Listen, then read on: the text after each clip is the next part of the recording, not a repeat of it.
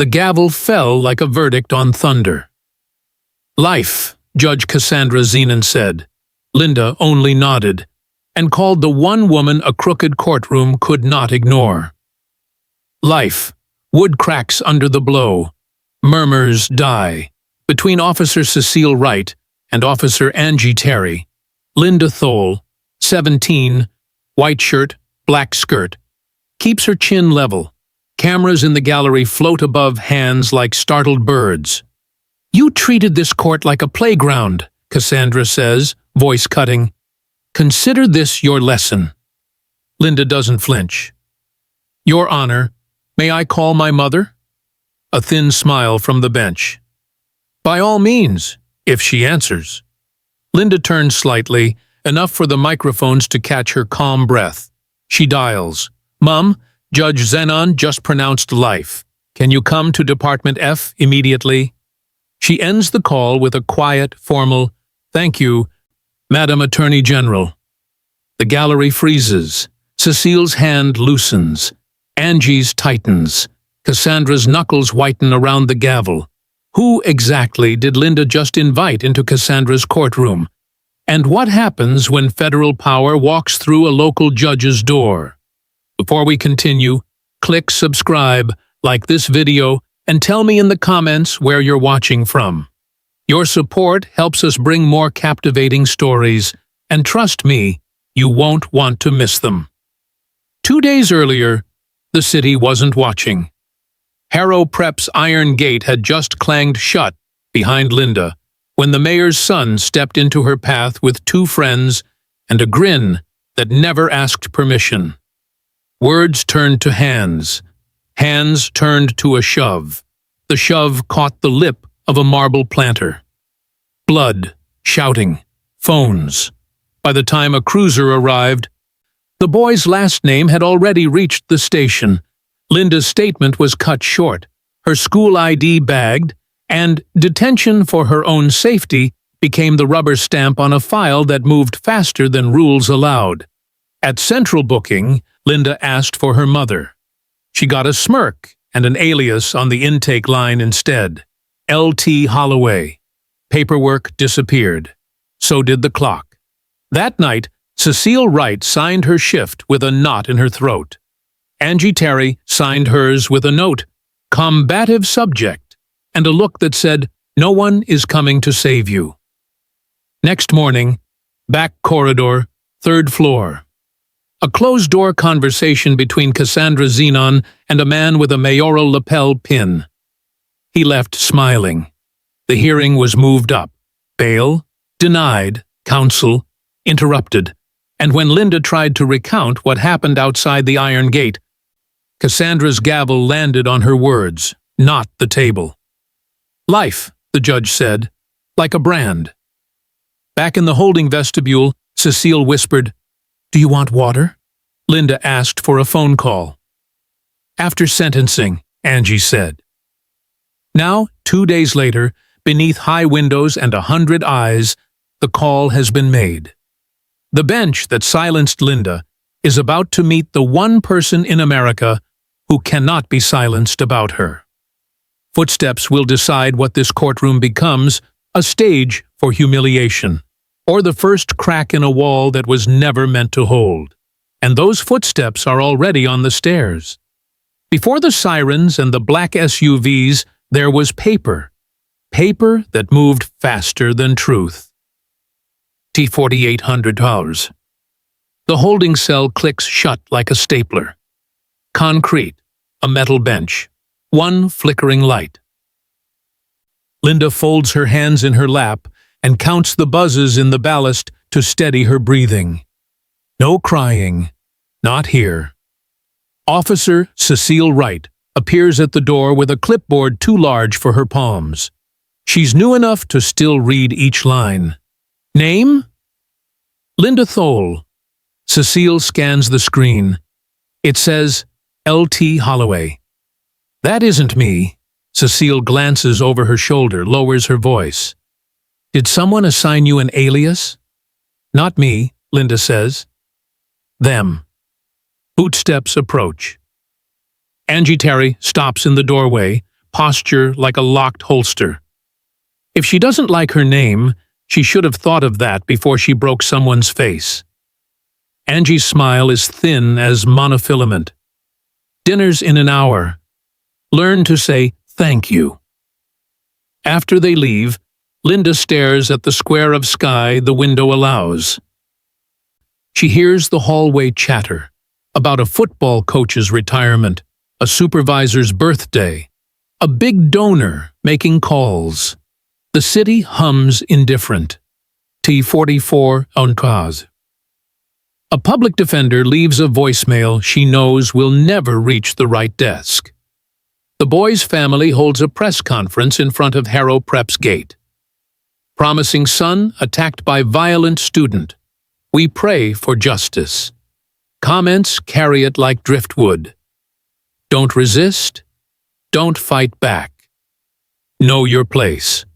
T40 Cone. Cecile returns with a paper cup. Water. Thank you. Linda drinks, careful not to show her trembling. Cecile watches her trace the rim with a finger, neat, controlled. What year are you? A senior. Robotics captain. Saturday mornings at the food pantry. You wrote that down for intake? I wasn't asked. Cecile bites her lip. If you want to make a call, Angie's voice slices in from behind. Not until after arraignment. She taps the alias on the log. And arraignment's when we say it is. T36 under cows. On the third floor of the courthouse, Judge Cassandra Zenon sits in chambers with a man whose lapel pin is a skyline with a star. He places an envelope on her desk without letting it touch wood. The family is concerned, he says. The city can't look soft. He's got a college offer. So does she, Cassandra replies, but there's no softness in it, only arithmetic. What does the mayor want? Predictability. Cassandra leans back, eyes on the portrait of a former chief judge glaring down from a lacquered frame. And the investors? He smiles without humor. They've put a lot into the new rehabilitation partnership. Juvenile beds need to be occupied to justify the expansion. Optics matter. Cassandra steeples her fingers. Predictability. She knows what the word buys: endorsements, billboards with her name, the gallop of applause at fundraisers where judges are described as strong. Justice, when it arrives late, wears a donor's cufflinks. Fast track it, she says. Keep her in under Holloway. I'll handle the rest. T32 In a marble corridor, a clerk enters, detained L.T. Holloway. Expedited hearing. A second clerk raises an eyebrow. Is there cause? The first shrugs. There's pressure. 2800 car. On C-SPAN, Miriam Thole, U.S. Attorney General, sits beneath a row of microphones. The hearing room is as polished as a promise. Judicial integrity, she says evenly, isn't an ornament we display. It is the foundation we stand on. Senators nod for the cameras. Miriam doesn't check her phone during recess. She will replay that choice later, the way mothers replay phone calls forever. To 2400. In detention, Linda folds the paper napkin from dinner into a crane. She sets it on the bench like a sentry. Angie watches through glass. Origami. Cute. Will that testify for you? It might listen, Linda says. Angie's jaw ticks. Here's a lesson, Thole. Courts don't reward clever. They reward quiet. She leans in. You were not quiet. Cecile passes behind her with a box of intake kits. The look she gives Linda says, I heard that, and the small nod Linda returns says, I know. To 20 undertones. Cassandra signs a scheduling order with a heavier pen than the law requires. Her clerk files it in the blind spot between two rules that were designed never to meet. T 1600. The mayor calls Cassandra. She lets it go to voicemail, then saves the message. People with power are more cautious when recorded. She's learned that much. T12 Uncag. The boy's father texts a fundraiser link. The caption uses the word thug without using the word thug. T8 Okur. Cecile returns to the cell again because she can't not. Do you want me to call anyone for you? My mother, Linda says, careful. Cecile glances at the clipboard. The alias glares back. I can't find a number that isn't blacked out. She swallows. There are two kinds of shame. The shame of what you've done, and the shame of what your institution is doing while you wear its uniform. Tonight, she learns the second kind. T. Fordosura. Cassandra stands at her chamber window and watches a streetlight buzz.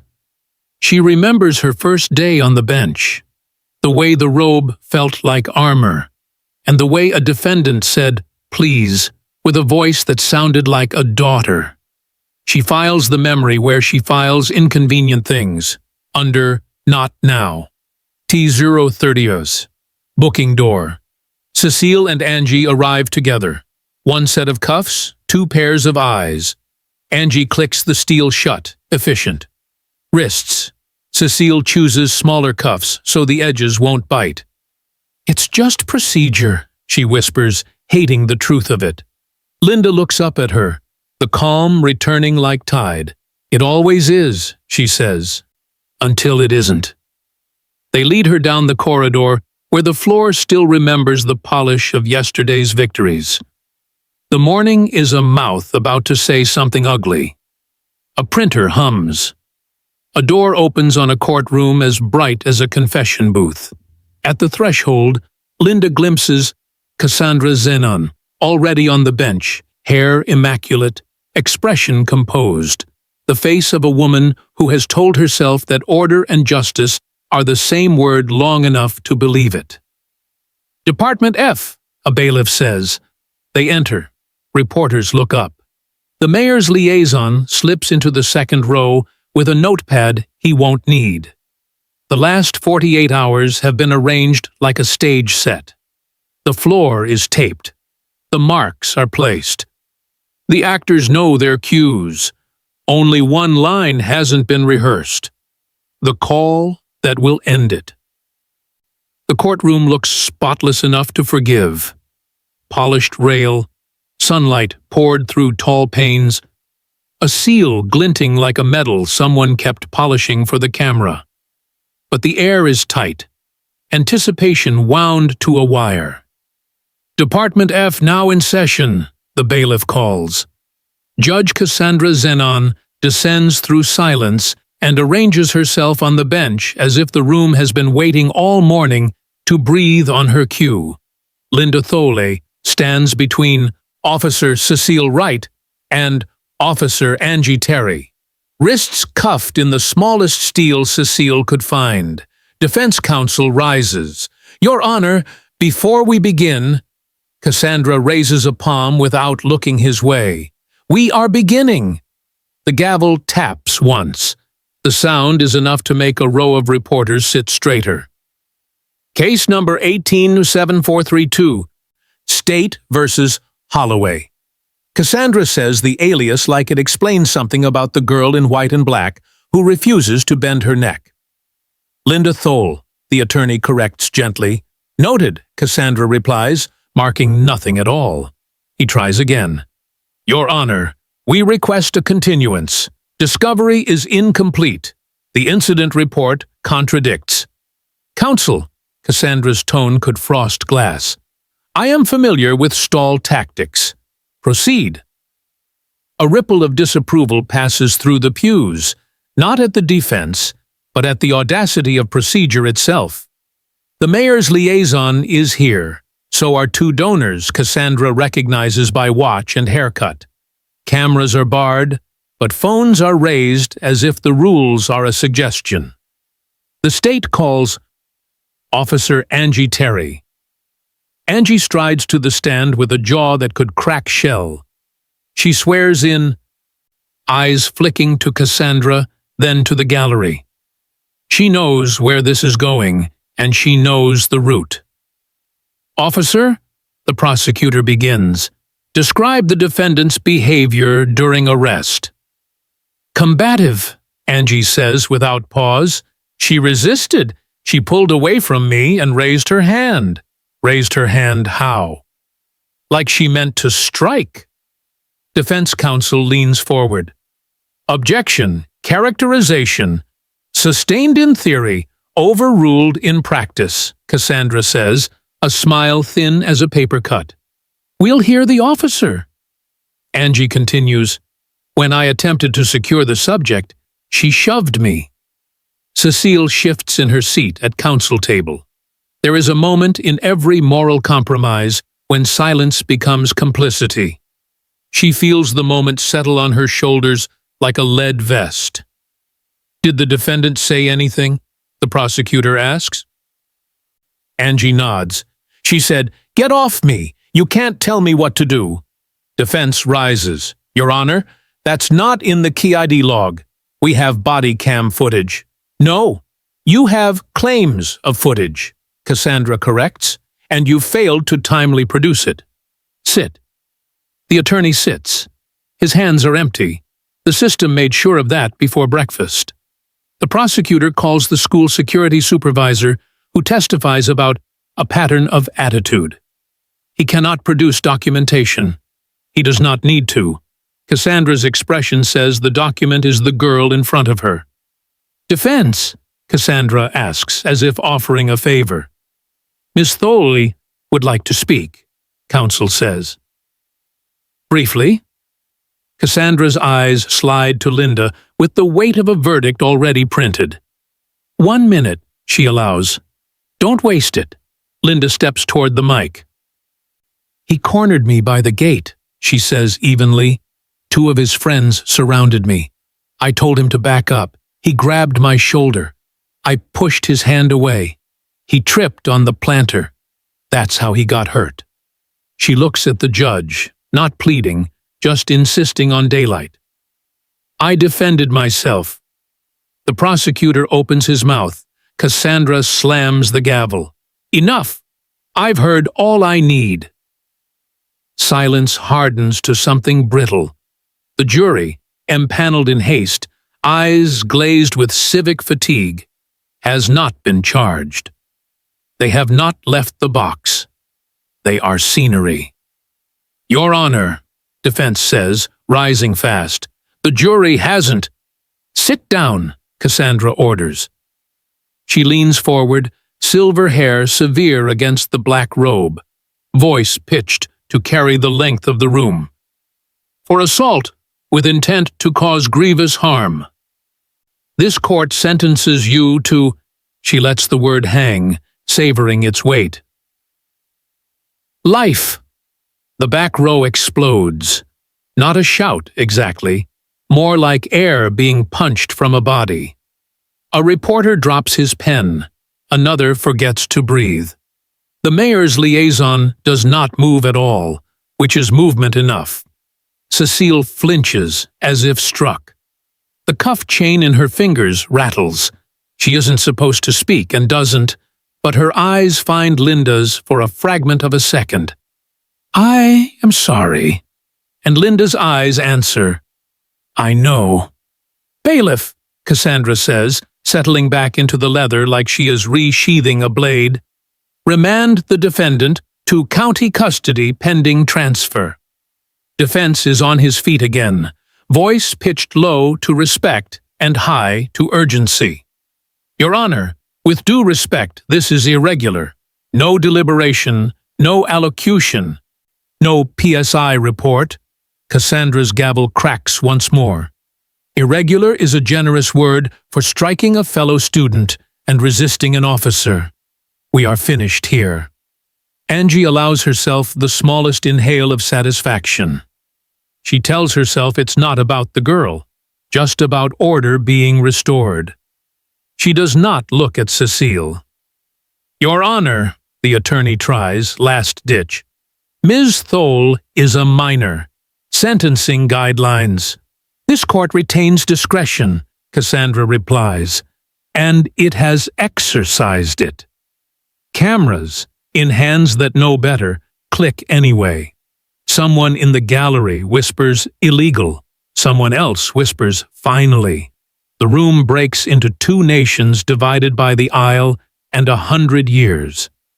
Cassandra gathers the papers as if they were sheaves of harvest she has earned. For a heartbeat, her hand trembles. Only the gavel sees it. Linda breathes once. Slow. She straightens the already straight line of her shoulders. She has been taught since childhood to make her voice a bridge no matter how deep the ravine. She looks at the bench. May I call my mother now, Your Honor? There is a hush so complete that even the fluorescent hum seems to step back.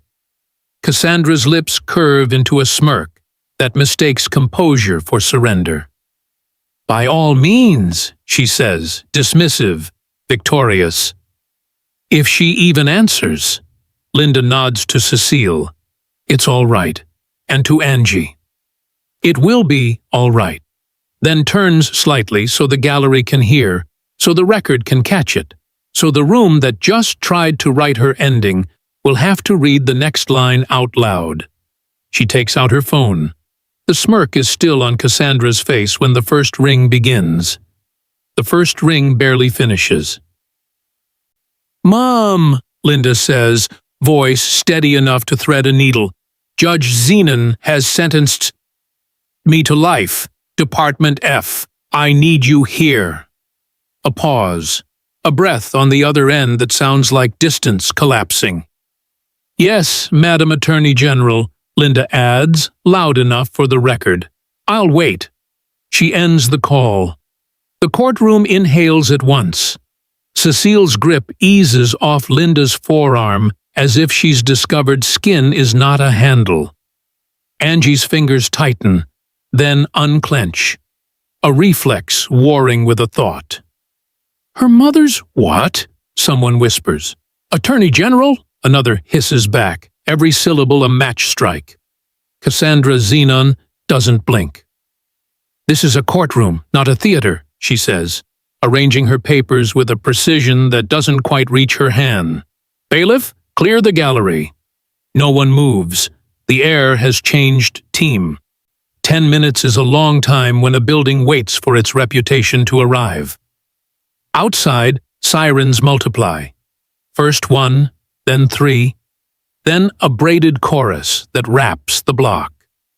The sound enters through the tall windows the way weather does, indifferent to permission. The double doors swing and black SUVs fill the street like punctuation. The bailiff squares her shoulders to the aisle. All rise. Miriam Thole doesn't wait for the command. She enters in a tailored navy suit that turns heads like a directive. 2 DOJ aides and 4 federal agents flanking her without crowding. She takes the center like gravity. Cassandra lifts her chin. This is an active proceeding. Federal intrusion. Miriam's gaze finds her before the sentence has a verb. Which one of you decided to redefine justice in my absence? The room tilts toward the answer. Cassandra recovers her judge voice.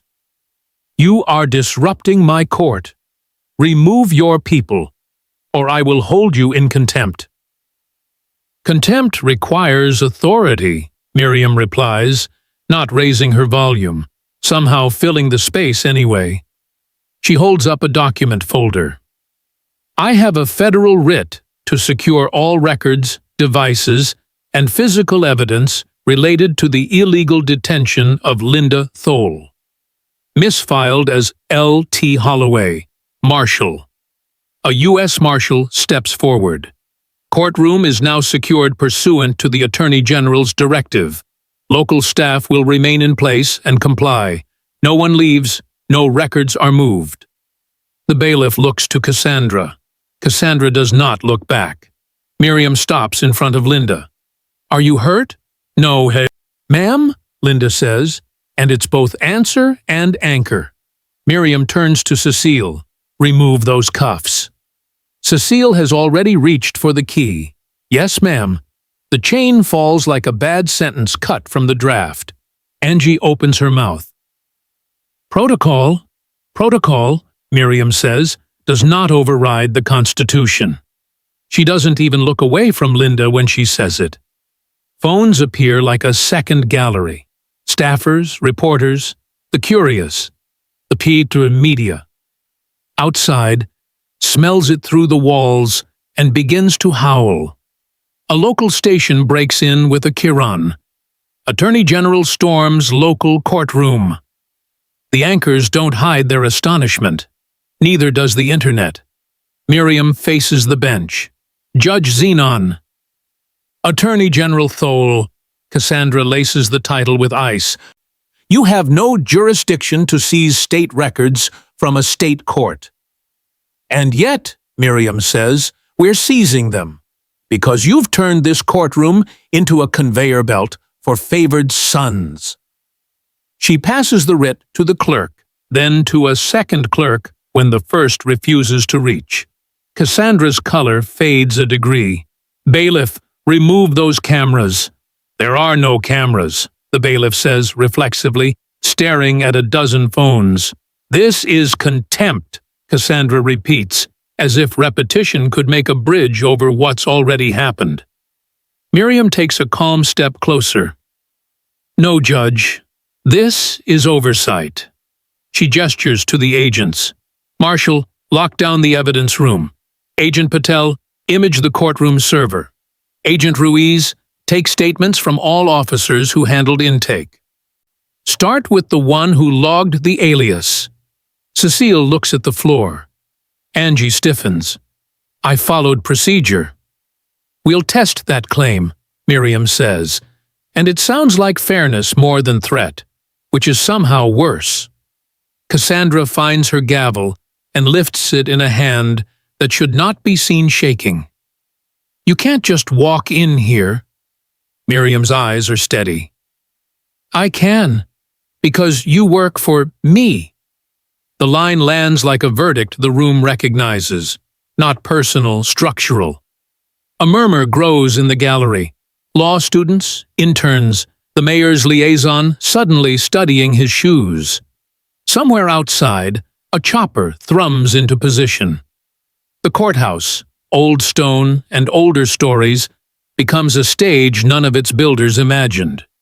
Miriam nods to the defense attorney, who looks like a man who was drowning and has just remembered the word shore.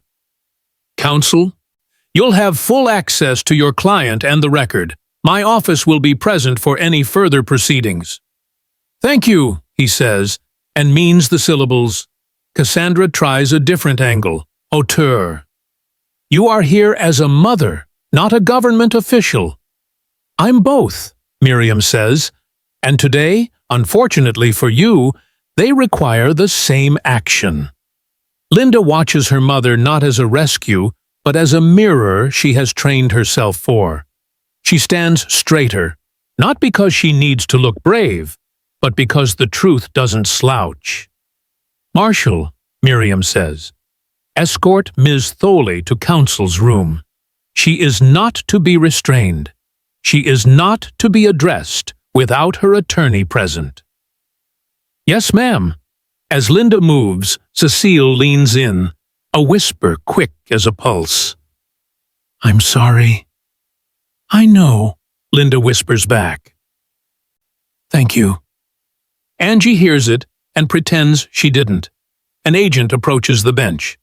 Judge Zenon, please step down while we secure the chamber. Cassandra's knuckles whiten around the gavel again. I will not. You will, Miriam says, not unkindly, as if explaining rules to someone who missed the orientation. Or I'll have you escorted. The judge stands, robe catching on the chair's arm for a ridiculous second that no one laughs at. She steps down, passing within a foot of Miriam without looking at her, the way people avoid glancing at their own reflection when the light is too honest. In the corridor, microphones collide with oxygen. Is it true? Is she really the Attorney General? Is the judge under investigation? What did the writ say? A push alert hits phones like rain. Federal takeover of sentencing scandal courtroom. Comment sections ignite. Old cases trend. Former defendants call cousins. The city redraws a memory in real time. Inside, the door closes. The noise becomes a seashell at the ear. Miriam turns to Linda in the quiet. The power is still there, but something else lives beside it now. She lowers her voice, not for secrecy, but for intimacy. I told you to call me only if it was life or death, she says. Linda's answer is as simple as the truth. You said it was both. For a long moment after the doors closed, the only sound in Department F was paper settling. Then, the federal agents began to move, quiet, efficient, the way order always sounds after chaos. By noon, every hard drive, ledger, and record box in Cassandra Zenon's chambers was tagged and logged. The courtroom looked less like a place of judgment and more like a crime scene that had worn a robe too long. Agent Patel opened the first mirrored drive. Modified timestamps on hundreds of case files, he murmured. Everyone aligns with defendants who couldn't afford counsel. Another monitor lit up, spreadsheets full of sentencing logs. Cross-check these with the facility contracts, Agent Ruiz said. The numbers began to rhyme in ugly ways. Longer sentences, higher payouts. At the end of the hallway, Cassandra's clerk, thin, nervous, loyal to a fault, watched the lights flicker across the screens and realized the walls were transparent now. She slipped into the records office, heart drumming. A single keystroke could wipe the archive and make her valuable again. Downstairs? Cecile Wright followed the corridor to the archive room, uneasy from instinct rather than order. She found the clerk hunched over the terminal, cursor hovering above erase partition. Don't, Cecile said. The clerk froze. You don't understand. She'll ruin us all. These files shouldn't exist. They exist because kids went to prison, Cecile answered. Move. The clerk hesitated. Cecile stepped past her and pulled the auxiliary drive from the back of the tower. It was labeled in small, neat handwriting. Zenon, Y Contracts. Is that what I think it is? A voice behind her asked. Angie Terry stood in the doorway, arms crossed, badge catching the fluorescent light. You'll ruin your career for some kid? Cecile didn't flinch. For once, she said, sliding the drive into her pocket. I'd rather have a career I can live with. Angie's jaw worked, but no words came. She stepped aside. Cecile walked out, pulse hammering, the small piece of plastic, suddenly the heaviest thing she'd ever carried. That night, in a temporary DOJ command room 2 floors above the courthouse, Miriam Thole convened a task force. The room buzzed with printers, cables, and low voices, the machinery of consequence. Linda sat near the back, still in borrowed clothes, listening as agents briefed her mother. Over 300 minors, Patel said, projecting a chart onto the wall. Majority black and Latino. Sentenced by Judge Zenon under behavioral enhancement contracts. Average term, 4 times the state guideline. Ruiz took over. The facilities are privately operated. Each extended sentence triggered bonus payments labeled Rehabilitation Support Grants. Cecile entered quietly, setting the recovered drive on the table. Found in the records office, she said. She was about to wipe it. Miriam met her eyes. Good work, Officer Wright. Linda leaned forward. How did they get away with it for so long? Miriam's expression didn't change. The same way all power does, quietly, one signature at a time. The agents nodded, jotting notes.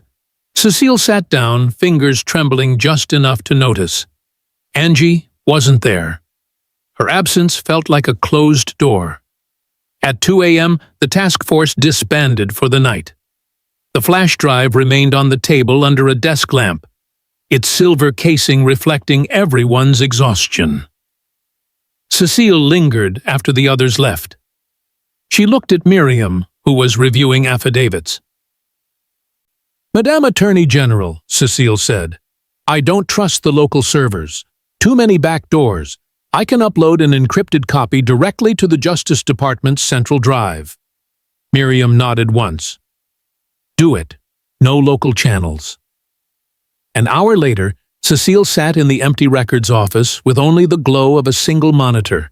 She uploaded the files, thousands of them, each a name, a story, a life. When the progress bar hit 100%, she unplugged the drive, sealed it in an evidence bag, and whispered, "You're safe now." Then she hesitated. Anonymous submission meant protection, for the truth and for herself.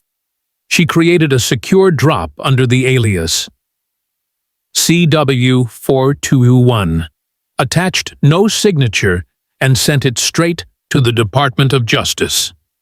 The moment she hit send, the city changed again, though it didn't know it yet. By dawn, encrypted alerts flashed through federal channels. Oversight divisions woke to mirrored data dumps, Zenon's rulings, her donors, her campaign correspondence. Within hours, subpoenas queued like dominoes. At the courthouse, Cassandra arrived early, unaware. The local paper had already printed, "Federal investigation expands to judicial donors." Her clerk's desk was empty. Her email wouldn't open. The servers were gone. She looked out her office window and saw the black SUVs still parked along the curb. For the first time, she understood they weren't leaving. Downstairs, Cecile crossed paths with Angie again in the locker room. Angie's voice was low. "You leaked it, didn't you?" Cecile met her eyes. "You knew it needed to be done." Angie sighed. "You think they'll protect you?" "No," Cecile said, closing her locker. "But maybe they'll protect someone else." By midday, national outlets were running with the headline, "Private Prison Profits Tied to Local Judges' Sentencing Patterns." Anchors debated corruption and morality. Activists demanded resignations. Cassandra's photograph looped behind the commentary like evidence that arrogance could be archived. In the DOJ conference room, Miriam watched it unfold on a muted screen. "It begins," she murmured. Linda sat beside her, fingers laced, not quite smiling. "Does it end, though?" Miriam glanced at her daughter, the same poise, the same steel under gentleness. "It never ends. But this time, it answers back." Cecile stood by the doorway, exhausted but upright, waiting for whatever came next. Outside, the courthouse clock struck noon, each chime measured, deliberate, like justice, remembering how to keep time. The courthouse clock struck noon again, but the sound meant something different now. It didn't toll for order or authority. It tolled for consequence. The air in Department F still smelled faintly of toner and old wood polish, but underneath it was tension, the kind that didn't make noise, only waited for someone to break it. Downstairs, Cecile Wright signed her daily statement for the Justice Liaison. The ink blotched slightly where her hand trembled. She hadn't slept in 36 hours. The truth had cost her rest, but not regret. Across the hall, Angie Terry sat in her squad office, a stack of reports on her desk, and a phone that hadn't stopped buzzing since dawn. The local chief's voice echoed through the receiver. Low, sharp directive. "We've traced the DOJ upload to a local workstation," he said. "Someone from our department leaked classified material. Internal Affairs wants a name, and they're looking straight at you two." Angie swallowed. "Sir, what are you asking me to do?" "Not asking. Confirming. It was right, wasn't it? She's been too cozy with the feds." The line clicked dead before she could answer. Her reflection in the black phone screen looked older, like a decision already made. At 2:00 p.m., Angie typed a short memo, hands trembling only once. Subject: Breach of Information Protocol. Officer Cecile Wright. Summary: Officer Wright accessed restricted digital storage during federal review and removed evidence without chain of custody authorization. Suspected unauthorized transmission to external networks. She hesitated before hitting send. Her cursor flickered over the word suspected, but she pressed the key anyway. For the first time that day, the building felt quiet again. By evening, 2 federal agents walked through the precinct doors, neat suits, unreadable expressions. Cecile was in the locker room when they found her, halfway through packing up her things. "Officer Wright?" She looked up. "Yes? Department of Justice Internal Security. You're being detained for investigation into an unauthorized evidence transmission." Cecile blinked. "Investigation?" "Standard protocol," one of them said. "You'll have access to counsel." She didn't resist. The click of the cuffs echoed louder than it should have. Colleagues turned their heads but didn't speak. Silence was safer currency than sympathy. As they led her out, Angie appeared in the hallway. Their eyes met, one pair wide with disbelief, the other dim with guilt. Cecile's voice was calm. "You did what you had to, didn't you?" Angie opened her mouth, then closed it. There wasn't an answer that could breathe in that hallway. That night, Cassandra Zenon was back on television. Her hair perfect, her tone measured. Behind her, an American flag drooped like theater backdrop. "This so-called investigation," she said into the cameras, "is nothing more than federal overreach. The Attorney General's office has weaponized justice to settle personal vendettas. My court served this community faithfully for 2 decades. Now I'm the target of a political witch hunt." The anchor nodded gravely. "So you're saying you're the victim of political interference?" "I'm saying justice no longer belongs to the courts," Cassandra replied. "It belongs to headlines." Across the screen, a banner scrolled. "Breaking. Judge Zenon claims DOJ targeting her for personal reasons." Some channels replayed her words with outrage. Others defended her, calling her a symbol of judicial independence under siege. By midnight, the country was divided between those who saw her as corrupt and those who saw her as crucified. The next morning, Cecile sat in a small detention room 2 floors below the DOJ office. The walls were gray, the table metal, the air conditioning too cold to ignore. She stared at her reflection in the one-way glass and tried to remember why doing the right thing always felt like a confession. The door opened softly. Miriam Thole stepped in, still in the same navy suit from the hearing. She looked tired, but not defeated. Cecile stood automatically. "Ma'am, I didn't—" "I know," Miriam said.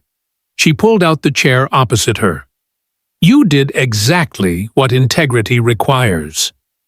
Cecile sank back into her seat. "They said I broke protocol." "You did," Miriam admitted. "But sometimes protocol protects the wrong people." She folded her hands. Integrity has a cost, Officer Wright, but it also leaves a trail the guilty can't erase. Cecile exhaled shakily. Will they fire me? Probably, Miriam said, not unkindly. But they'll remember you. And one day, that'll matter more. Cecile smiled faintly. That's a long investment, ma'am. It's the only kind that pays, Miriam replied. She left the cell quietly, the way someone leaves a candle still burning in a dark room. That night, Miriam sat alone in her office, city lights painting stripes across her desk. Outside, news drones circled the courthouse like metallic crows. Inside, her computer pinged. A new encrypted message, unsigned. Subject: Zenon Ledger. Body. This will end it. Check the donors. Follow the timestamps. She hesitated, then opened the attachment. A spreadsheet unfolded, line after line of transactions, dates, initials, campaign accounts. Each entry matched a ruling, sentence length, defendant name, facility code. One column was labeled Support Allocations, Juvenile Development Fund. Every figure was a bribe disguised as community partnership. Her phone buzzed. It was a DOJ analyst. Ma'am, are you seeing this? I am, Miriam said. Her voice was calm, but something inside her chest tightened like a fist. Trace the routing numbers. Find every donor tied to Zenon's committee. I want their statements by morning. She clicked through the data until she found the last name on the list, Mayor Alden Rusk. The same man who'd sat in Cassandra's chambers 2 days before Linda's arrest. The screen glowed cold against her face. There it is, she whispered. The money behind the gavel. At dawn, Cassandra arrived at her office and found her keycard disabled. 2 federal marshals stood by the door. Judge Zenon, one said, we need to confiscate your electronic devices. This is harassment, she snapped. You have no right. We have a warrant, ma'am, the marshal said. He handed it over. The header read, United States vs. Cassandra M. Zenon. Evidence seizure order. The paper trembled in her hand. Down the hallway, cameras flashed. The same journalists who once courted her for quotes now aimed microphones like crosshairs. By evening, the networks replaced her earlier interview with a new headline. Zenon donor records exposed. Federal probe intensifies. And somewhere in a detention cell, Cecile closed her eyes and heard the same courthouse clock toll again. Softer this time, less like a warning, more like a promise. The hearing room looked less like government and more like an operating theater. White lights, stainless microphones, and a wall of screens waiting to display what scalpel and truth would find. Outside, the plaza roared. Inside, a hush held like ill breath. A red light blinked on. Live. At the center table sat Cassandra Zenon.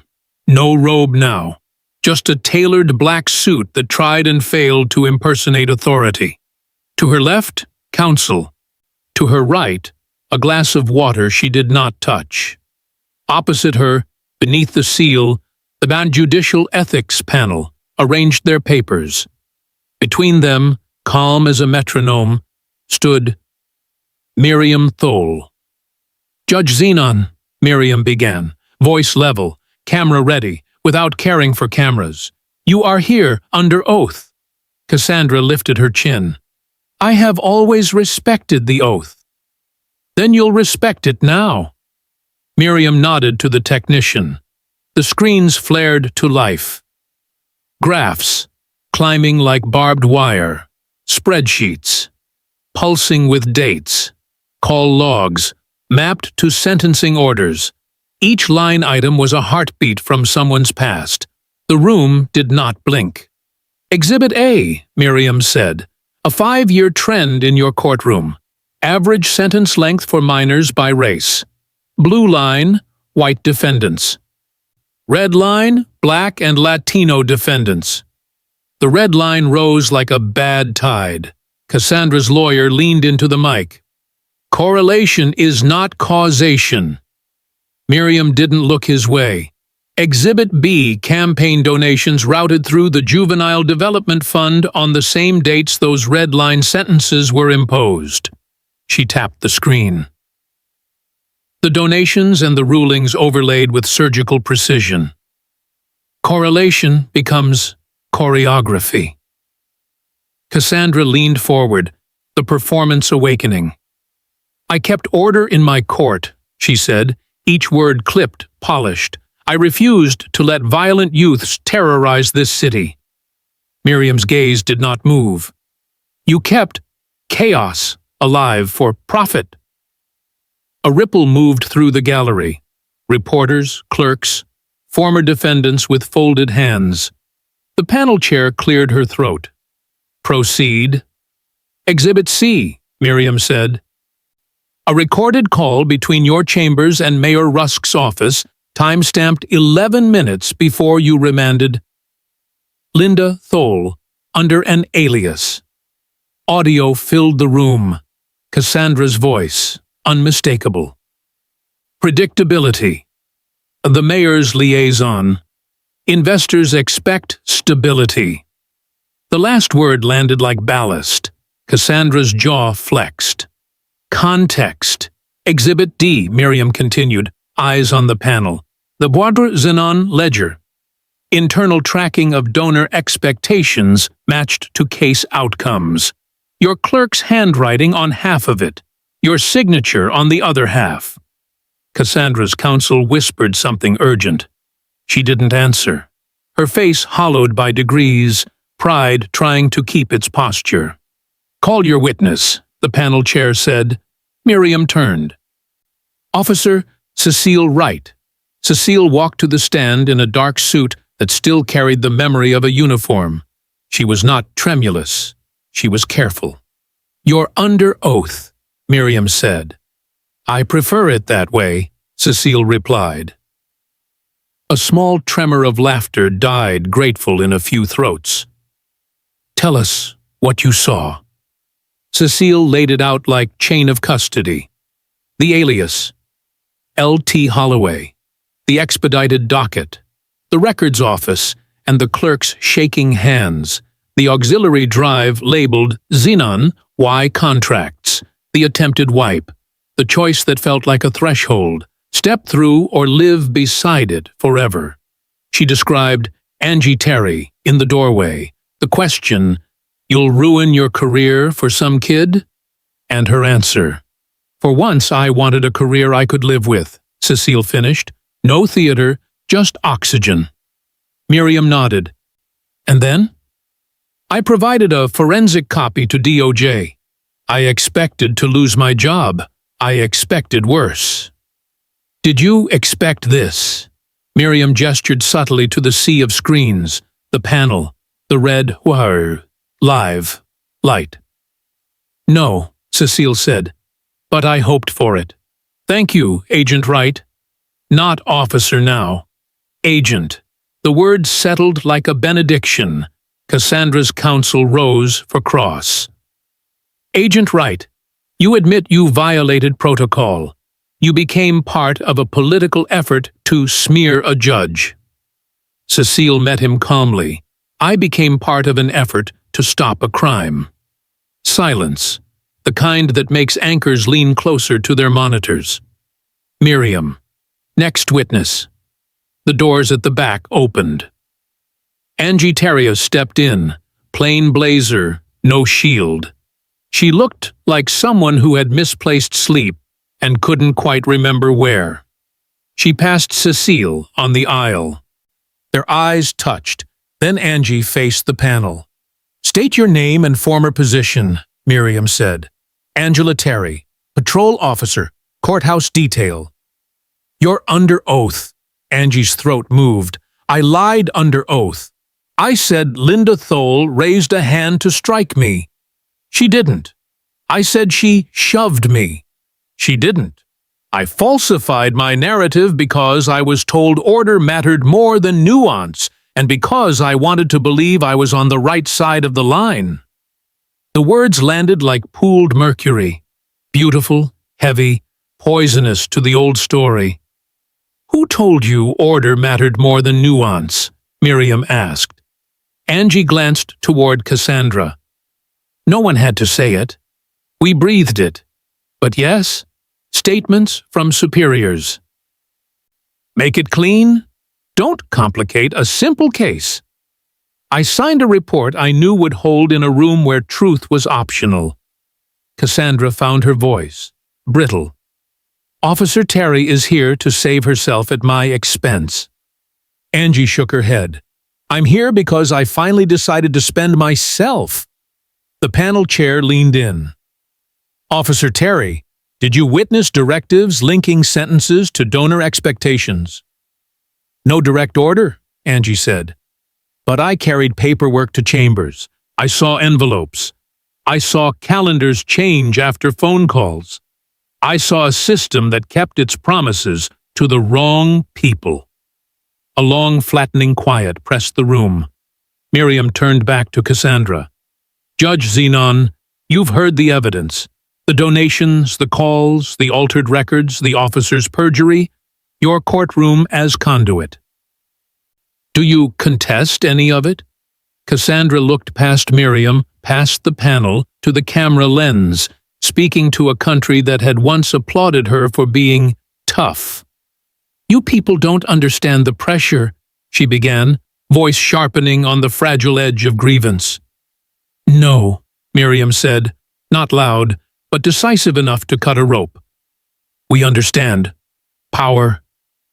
And we're taking it back.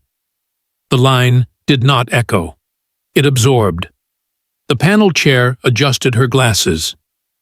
By unanimous consent, Judge Cassandra Zenon is suspended pending removal. The matter is referred to federal prosecutors for criminal charges. A marshal stepped forward. Cassandra's chair scraped. For a heartbeat, she looked very small in a very large room. Outside the windows, the plaza surged. Voices braided. Justice for Linda! Justice for Linda! The chant climbed the stone like ivy, found the mic cables, fed the broadcast. In living rooms and phone screens, people who had never met Linda Thole said her name and made it a weather system. As the marshals guided Cassandra toward the side door, she reached for the glass of water and missed. The panel gathered files. The screens dimmed. The red light clicked off. Miriam exhaled, and for the first time that day, allowed her shoulders 1 inch of rest. Down the aisle, Cecile and Angie stood awkwardly, not quite allies, and not enemies either. Cecile extended a hand. Angie took it, not as absolution, but as a starting point that didn't exist yesterday. Miriam looked toward the rear row where Linda sat between law students and former defendants.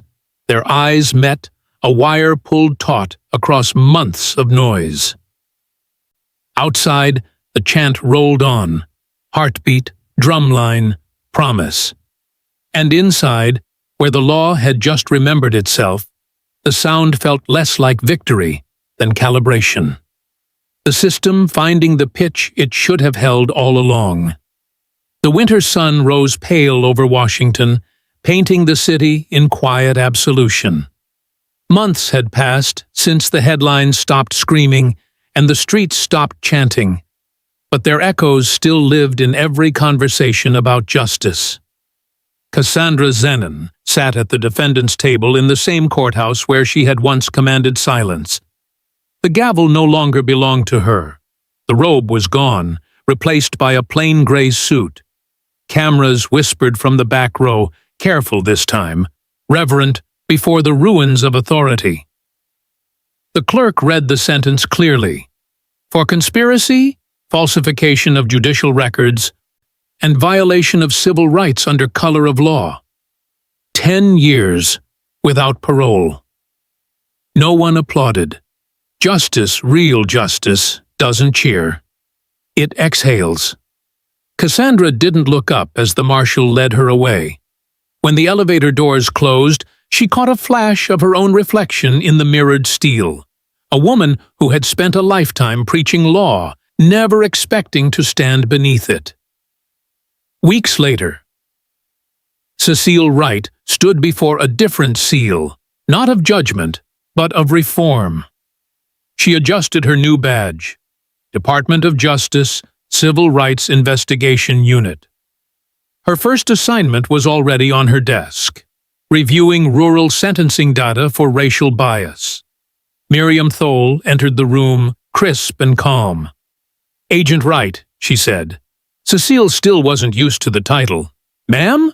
Miriam smiled faintly. "You did the hard part when no one was watching. Now comes the part where people will." Cecile nodded, throat tight. "Thank you for not letting them bury it." "I didn't," Miriam said softly. "You didn't let them." Across the city, Angie Terry stepped into a community center gym filled with teenagers. The paint still smelled new. The basketball hoops leaned slightly. A banner hung from the rafters. Police Youth Dialogue Week, Bridging the Divide. She wasn't in uniform anymore. Her new badge read Community Outreach Officer. "Name's Angie," she told a room of skeptical faces. "And I came here to listen first." A boy in the front row crossed his arms. "Why should we talk to cops?" Angie paused, then said, "Because silence is how bad ones survive." The boy didn't answer, but he didn't leave either. Spring arrived with cherry blossoms and new beginnings that still carried the weight of winter. Linda Thole, now a freshman at Howard University, adjusted her visitor's badge as she followed her mother down a marble corridor in the Department of Justice.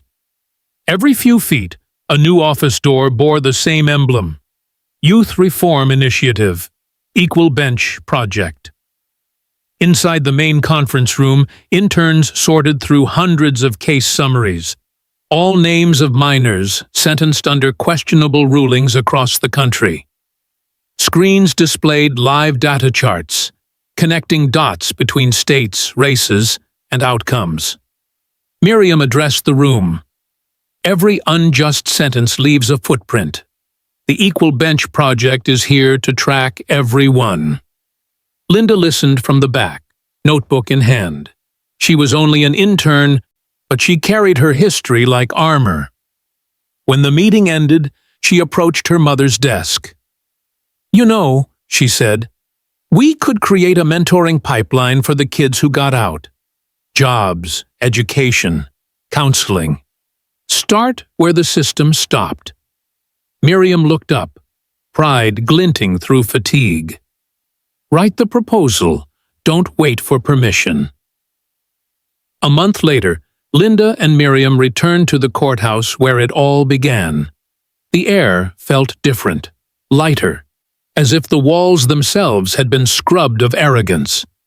The bench gleamed under the same skylight that once cast judgment.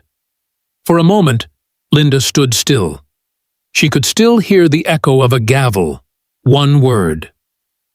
Life. Her mother's footsteps joined hers. Together, they walked to the front of the courtroom. The brass plaque beneath the seal had been replaced. Department F, Temporary Court of Review, Equal Bench Pilot Site. Linda traced the edge of the plaque. "This place almost became the end of my story," she said quietly. Miriam touched her shoulder. "They tried to define your life," she said, "but you redefined theirs." They stood in silence, letting the weight of those words settle where once only injustice had lived.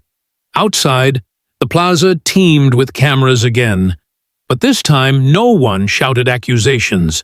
Reporters mingled with students holding signs that read, "Equal bench equals equal future."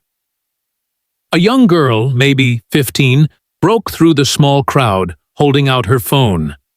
"Miss Thole, can I take a picture with you?" Linda blinked, surprised. "You know who I am?" The girl grinned. "Everyone does. You're the reason my brother got his case reviewed." Linda smiled. "Only if you promise something." "What?" "Promise to keep fighting." The girl nodded solemnly. The photo clicked. One frame capturing the past, the present, and what might come after. That evening, the sun set behind the courthouse dome, painting the plaza gold. Miriam and Linda walked side by side down the steps, their shadows long and parallel. Linda turned once more toward the building. The engraved word "Life" above the doors caught the light, no longer a threat but a reflection. As they reached the bottom of the stairs, Miriam said, almost to herself, "Justice doesn't begin in the courtroom." Linda finished it for her. "It begins with one voice refusing to stay silent." They stepped into the streetlight glow, two silhouettes leaving behind a courthouse reborn, walking not into history, but into the work ahead. And in the distance, somewhere between memory and future, the echo of a gavel didn't condemn this time, it affirmed.